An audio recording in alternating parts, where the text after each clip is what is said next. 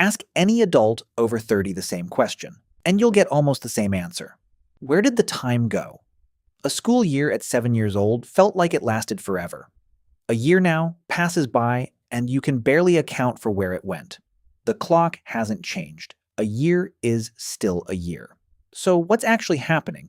It turns out there isn't one single answer. There are at least 4, and the most recent one only arrived this year. The most common explanation is over 140 years old. In 1877, a French philosopher named Paul Janet proposed something called the proportional theory. His idea: we don't experience a year in isolation. We experience it relative to how much life we've already lived. To a 5-year-old, 1 year is 20% of their entire existence.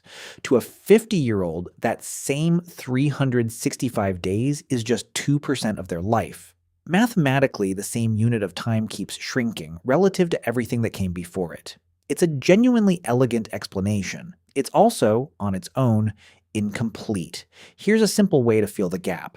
The theory predicts time should shrink smoothly every single year. But most people don't experience a smooth decline. Some entire years, a move, a new job, feel expansive and long, no matter how old the person already was when it happened. Proportional math alone can't explain that kind of exception, because proportional math alone doesn't explain something else almost everyone notices.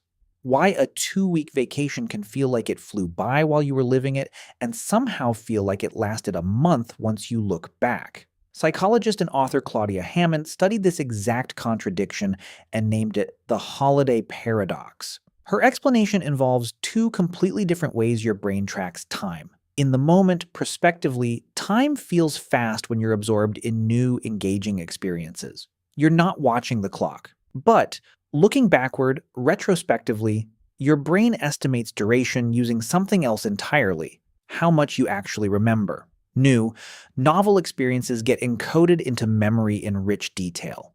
Routine, repeated days barely get encoded at all. Your brain, essentially, compresses sameness.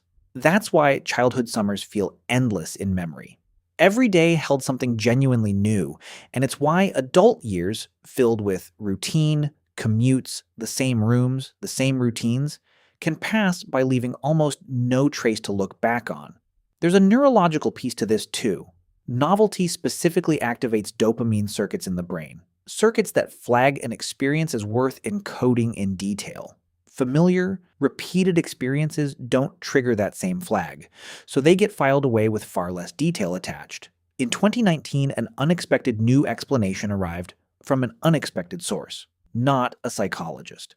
A mechanical engineering professor named Adrian Bajan. Bajan published a paper arguing the effect has a physical basis, rooted in how the brain processes visual information. His argument: as we age, our neural pathways grow longer and accumulate more resistance to signal flow. That slows down how quickly the brain can process new visual images. Young brains, Bajan argues, process a higher rate of distinct images per second than older ones. Fewer distinct mental images processed in the same stretch of clock time means fewer perceived changes, and fewer perceived changes reads to the brain as less time having passed. It's a genuinely strange idea. That time perception might come down to something as basic as the physical speed of your eye movements and neural signals. Bajan points to something specific: saccades, the rapid, near constant jumps your eyes make as they scan and refocus on the world around you. Infants' eyes move far more often than adult eyes. More saccades means more distinct images captured per second. As that rate slows with age, so does the felt density of experience. And the most recent update to this story arrived only this year. A team led by researcher Mark Whitman set out to directly test a very specific hypothesis. Their assumption that older adults simply remember fewer events from the past decade, and that this thinning of memory is what makes the decade feel like it passed quickly. It was a reasonable hypothesis. It fit neatly with everything already known. Their own data proved them wrong. What actually predicted whether someone felt the last 10 years had flown by wasn't how many old memories they could recall at all. It was something more specific, the rate at which they were currently encoding new information into memory. People who were still regularly learning new things, forming new memories at a high rate, felt time had passed more slowly. People whose recent years had settled into repetition, regardless of how much they could technically recall, felt the years had flown by. In other words, it's not your past that's shrinking your sense of time.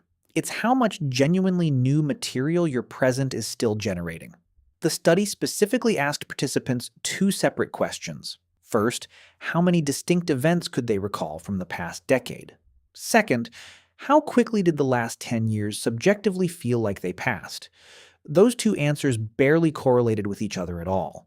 What did correlate was something the researchers measured separately: how actively someone was still learning and encoding new experiences right now. Put all of this together, and a strange, oddly hopeful picture emerges. The proportional math is real, and it isn't going anywhere. Every year will keep getting relatively smaller, but the bigger lever, again and again, across a 19th century philosopher, a modern psychologist, a physicist, and this year's researchers, keeps turning out to be the same thing: novelty. Not how old you are, how much of what you're currently doing is actually new. Not through some elaborate life overhaul. Researchers point to something surprisingly small: a new route to work, an unfamiliar recipe, a conversation with someone genuinely different from your usual circle. None of these require years or money.